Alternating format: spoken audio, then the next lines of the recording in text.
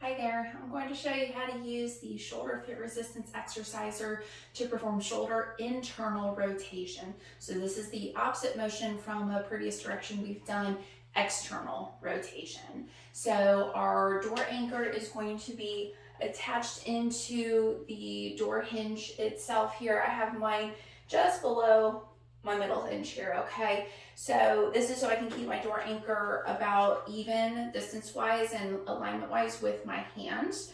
Now, I'm gonna use a towel. I do think a towel can be a little more comfortable to place between the upper arm and the torso for a little bit more support for the shoulder versus keeping things totally tucked by your side. I feel like it does create a little bit better stabilization and alignment for the shoulder.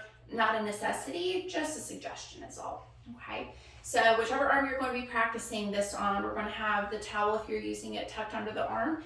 And then I'm going to grab my handle here, okay? So I'm always pulling away from where that resistance band is attached, which is how you'll know what direction to face.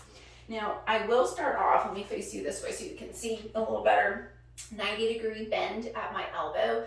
Thumb is up towards the ceiling so that I keep, again, a little more of a neutral alignment, okay?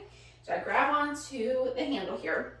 I'm starting with a little bit of slack on the band because it will tense up as I pull into my belly here, which is going to be internal rotation.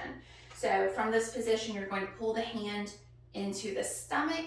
I'm keeping a nice open posture, shoulder blades squeeze back.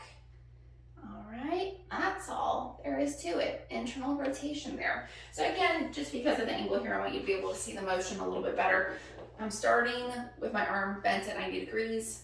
Forearm is pointing forward and I'm pulling in to the belly. That is internal rotation. So yes, the motion is coming from the forearm moving towards my stomach, but this is actually muscle activation coming from the shoulder. So practice about 10 repetitions for 2 sets. You can always go higher or lower with those numbers depending on if you need more or less of a challenge.